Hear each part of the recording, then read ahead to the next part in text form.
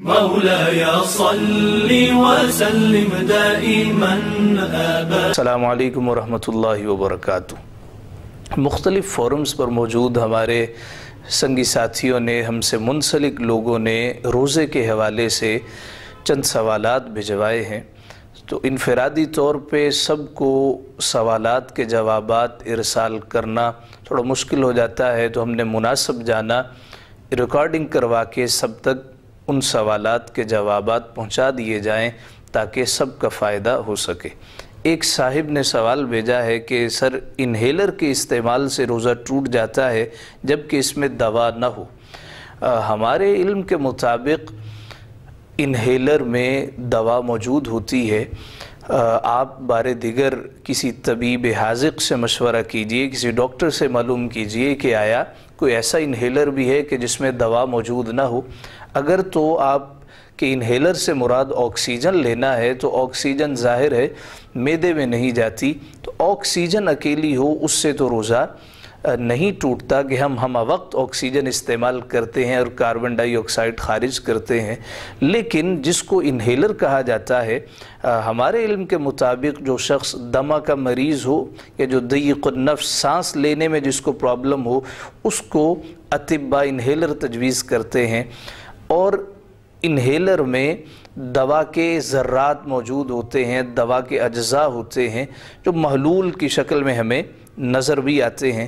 جب کوئی دمے کا مریض انہیلر استعمال کرتا ہے تو وہ ذرات ہوا میں تحلیل ہو کے اس کے حلق تک جاتے ہیں، اس کی سانس کی نالی کو صاف کرتے ہوئے معدے تک پہنچتے ہیں، جس کی وجہ سے اس کو سانس لینے میں سہولت ہوتی ہے. اگر تو انہیلر سے مراد یہی ہے جو ہم بیان کر رہے ہیں، ایسا انہیلر استعمال کرنے سے روزہ باقی نہیں رہتا. ایسا شخص جو دمے کا مریض ہے، جس کو سانس کا پرابلم ہے، وہ کیا کرے؟ اگر تو اتنا بھی وقت اس کے پاس نہیں بچتا کہ جس میں وہ انہیلر استعمال کیے بغیر روزہ مکمل کر سکتا ہو، اس کو چاہیے وہ روزہ نہ رکھے، بلکہ اس کو چاہیے وہ اس کی جگہ پہ فدیہ ادا کرے.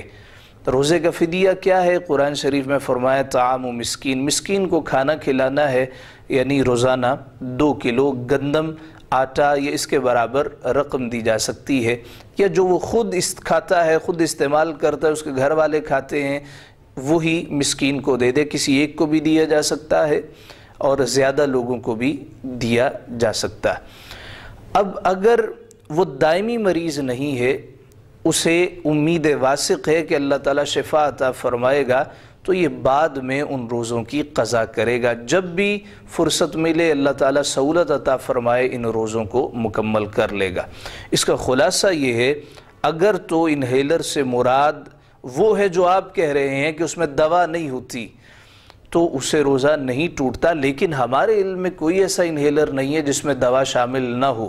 تو اگر تو اس میں دوا شامل نہیں ہے تو ظاہر ہے وہ آکسیجن ہے، صرف ہوا ہے، اس سے تو روزہ نہیں ٹوٹے گا. لیکن اگر اس میں دوا شامل ہے جو کہ ہوتی ہے، تو اس سے روزہ سلامت نہیں رہتا. ایسا شخص کسی کو روزہ رکھوا دے جو دائمی مریض ہو، لیکن اگر اسے امید ہے اللہ تعالیٰ کی بارگاہ سے کہ مولا شفا عطا کرے گا، تو بعد میں ان روزوں کی قضا بھی کر سکتا. ایک اور صاحب نے سوال بھیجا ہے کہ سر، شوگر ٹیسٹنگ سے روزہ ٹوٹ جاتا ہے. تو شوگر ٹیسٹنگ سے روزہ نہیں ٹوٹتا. گھروں میں بھی جو ڈائبٹیز کے مریض ہیں، انہوں نے مشین رکھی ہوتی ہے جس سے وہ اپنا شوگر لیول چیک کرتے رہتے ہیں. ایک اصول یاد رکھیے کہ جسم میں کچھ داخل ہو جائے روزہ ٹوٹتا ہے، کچھ خارج ہو جائے تو روزہ نہیں ٹوٹتا. تو اگر شوگر ٹیسٹ کروانے کے لیے آپ خون نکالتے ہیں تو اس سے روزہ فاسد نہیں ہوتا. ایک صاحب کہتے ہیں کہ دانتوں اور مسوڑوں سے خون نکلتا ہے، وضو کرتے وقت بھی کلی کے بعد تھوکنے پر خون محسوس ہوتا ہے، اور یہ کبھی کم ہوتا ہے یا زیادہ. اسے کیسے روکیں اور کیا اس سے روزہ ٹوٹ جاتا؟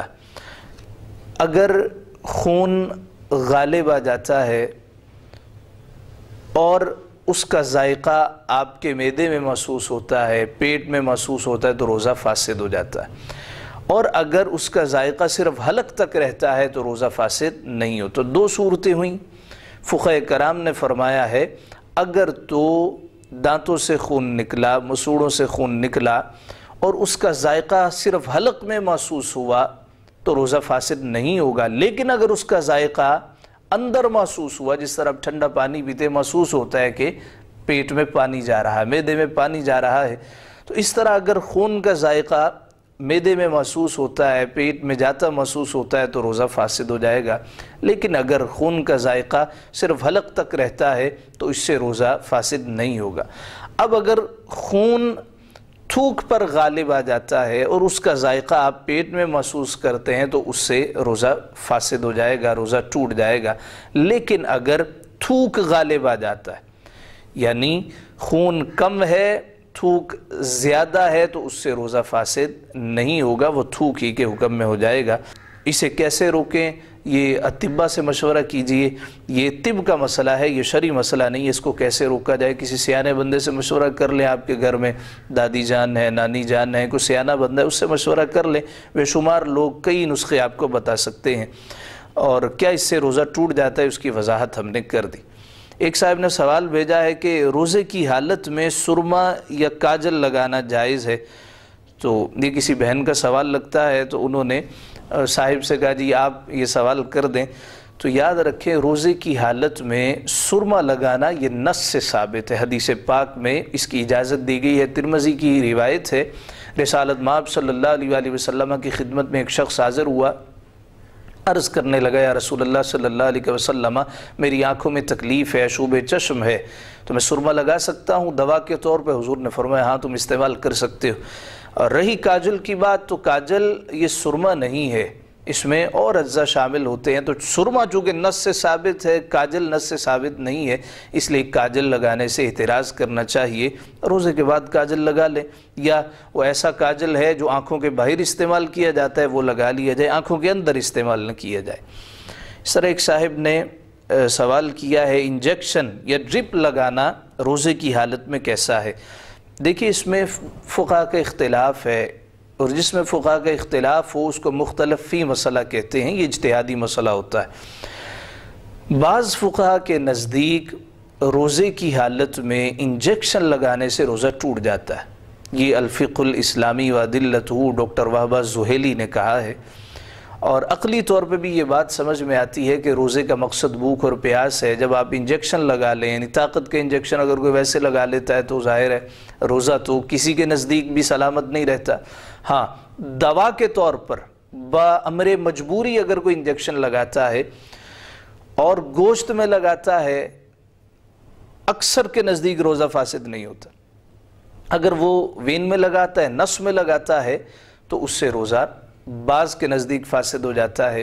ہمارے بر صغیر پاک و ہند کے فقہاء کرام نے یہ فرمایا ہے، جس میں اہل سنت و جماعت کے علماء ہیں اور دیوبند کے علماء ہیں اور علماء اہل حدیث ہیں، ان کے نزدیک روزے کی حالت میں اگر کوئی انجیکشن لگا لیتا ہے تو اس سے روزہ فاسد نہیں ہوتا۔ سب نے اس پر اتفاق کیا ہے کہ بامر مجبوری لگایا جائے، سب نے اس پر اتفاق کیا کہ مجبوری کے عالم میں انجیکشن ڈرپ لگائی جائے، انتہائی کمزوری ہے، سروائیو کرنا مشکل ہو رہا ہے تو انجیکشن لگا سکتا ہے، ادروائز انجیکشن لگانا جائز نہیں ہے۔ ڈاکٹر وہبہ زحیلی کہتے ہیں اس کو افطار تک رک جانا چاہیے، بعد میں وہ انجیکشن یا ڈرپ کا استعمال کر سکتا ہے۔ تو خلاصہ کلام یہ ہے، ہمارے بر صغیر پاک و ہند کے فقہاء کے نزدیک انجیکشن خواہ وہ گوشت میں لگایا جائے خواہ وہ نس میں لگایا جائے، اس سے روزہ فاسد نہیں ہوتا، لیکن مجبوری کے عالم میں لگایا جائے۔ ایک صاحب نے سوال کیا بلغم اور تھوک نگلنے سے روزہ ٹوٹ جاتا ہے؟ نہیں جی، روزہ کوئی اتنا ہلکا نہیں ہے کہ بلغم اور تھوک سے ہی ٹوٹنے لگ جائے۔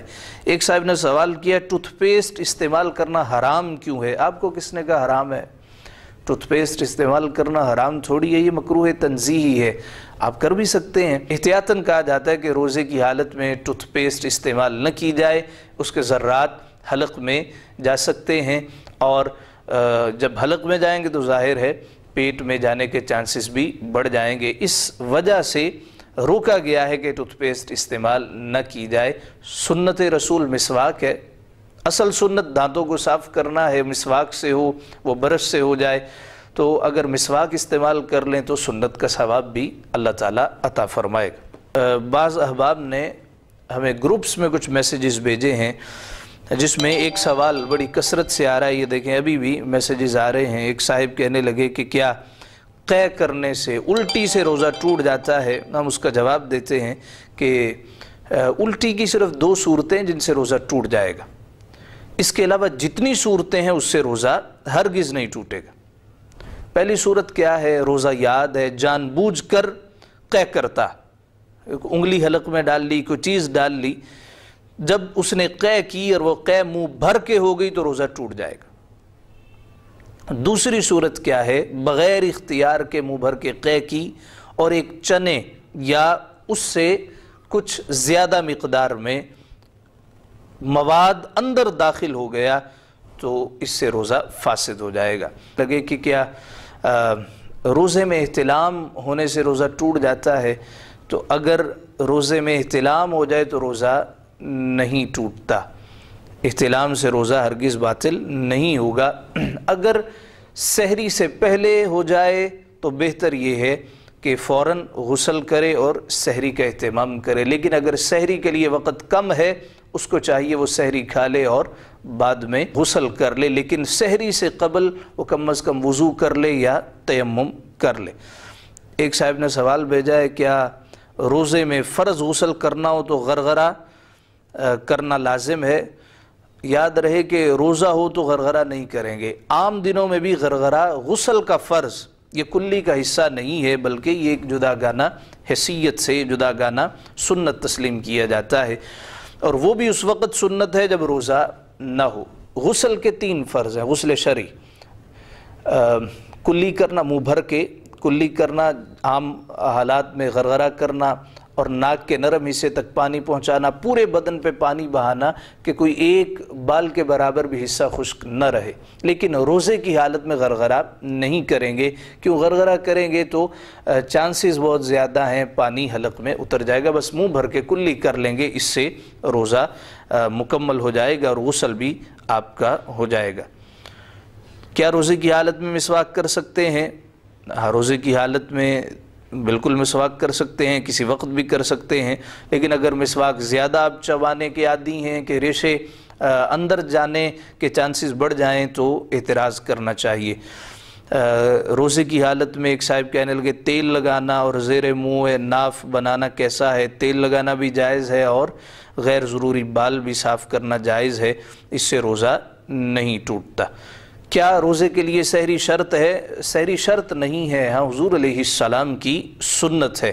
جان بوجھ کے سحری نہ کرنا یہ خود کو ایک عظیم سنت سے محروم رکھنا ہے، لہٰذا لازمی طور پہ اہتمام کرنا چاہیے، خواہ کھجوری کیوں نہ ہو، تاکہ سنت ادا ہو جائے۔ اللہ تعالیٰ سے دعا ہے اللہ تعالیٰ ہمیں دین اسلام کے احکام سن کر عمل کرنے کی توفیق عطا فرمائے۔